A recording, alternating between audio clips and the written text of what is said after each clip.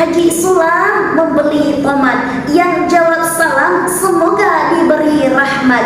Assalamualaikum warahmatullahi wabarakatuh. Alhamdulillahilladzi aujaba zakata ala kulli muslimin. Wassalatu wassalamu ala asrafil anbiya'i wal mursalin wa ala alihi wa ashabihi rasulillahi ajma'in. Amma ba'du. Dewan Hakim yang arif lagi bijaksana, hadirin sekalian yang berbahagia, sebuah fakta sangat mengejutkan disampaikan oleh Wakil Ketua Badan Amil Zakat Nasional Republik Indonesia, Muhammad Makhdum. Beliau menyampaikan tercatat 327 triliun potensi zakat pada tahun 2024 yang dapat didistribusikan kepada masyarakat. Namun dibandingkan dengan keadaan ekonomi yang semakin lemah, pengangguran yang semakin mewabah, keadaan masyarakat masih terengah-engah dengan kehidupan golongan rendah, maka tidaklah mustahil jika bangsa ini menjadi bangsa yang lemah. Betul hadirin. Na'udzubillah, tsumma na'udzubillah. Oleh karena itu hadirin, melihat kondisi masyarakat kita yang ironi akan kata kesejahteraan, maka pada kesempatan ini izinkan saya menyampaikan sebuah tausiah yang berjudul Optimalisasi Pengelolaan Sumber Daya Zakat, Upaya Menciptakan Kesejahteraan Umat. Referensi akan hal tersebut landasan surah At-Taubah ayat 103 yang berbunyi, A'udzubillahi minasyaitonir rajim. Khudh min amwalihim shadaqatan tutahhiruhum wa tuzakkihim biha wa shalli 'alaihim. Inna salataka sakanun lahum wallahu sami'un 'alim. Shadaqallahul 'azim. Artinya, ambillah zakat harta mereka guna untuk menyucikan dan membersihkan mereka, dan doakanlah mereka, karena sesungguhnya doamu adalah ketentraman bagi mereka. Allah Maha Mendengar lagi Maha Mengetahui. Menurut Ibnu Katsir, ayat ini menjelaskan perintah Allah Subhanahu wa Ta'ala kepada Rasulnya untuk mengambil zakat harta mereka guna untuk mensucikan dan membersihkan diri mereka melalui zakat tersebut. Menurutnya, perintah ini juga ditunjukkan kepada orang-orang yang mengakui perbuatan dosa yang mencampurkan antara amal baik dan amal buruknya.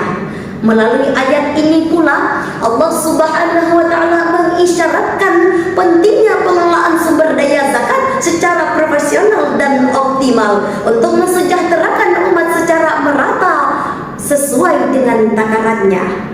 Hadirin yang berbahagia dan calon penghuni surga, Indonesia merupakan negara dengan penyumbang pertumbuhan populasi terbanyak di dunia. Berdasarkan data Badan Pusat Statistik, pada tanggal 28 Juni tahun 2024 tercatat sebanyak 281.603,8 juta jiwa dan akan meningkat seterusnya, terutama di tahun 2025 ini.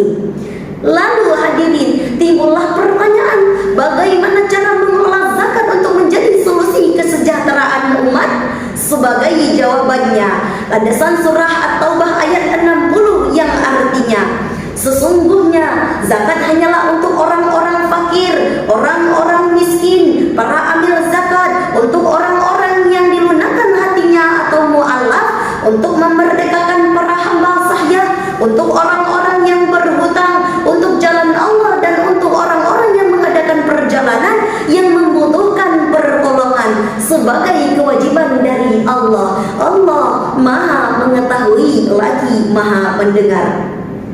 Hadirin, ayat tersebut menjelaskan bahwa pendayagunaan zakat dapat dilakukan kepada 8 golongan yang berhak menerima zakat atau dikenal dengan mustahik. Pada zaman Rasulullah SAW, zakat salah satu instrumen fiskal yang menjadi praktek ekonomi.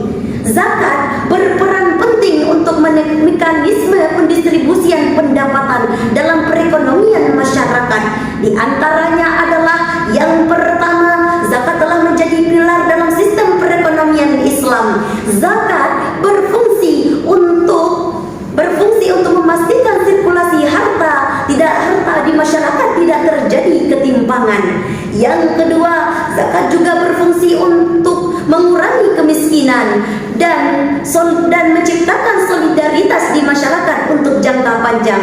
Dan yang ketiga, zakat tidak hanya dapat dilihat dari hasil kesejahteraan sosial, akan tetapi keterlibatan langsung dengan ekonomi.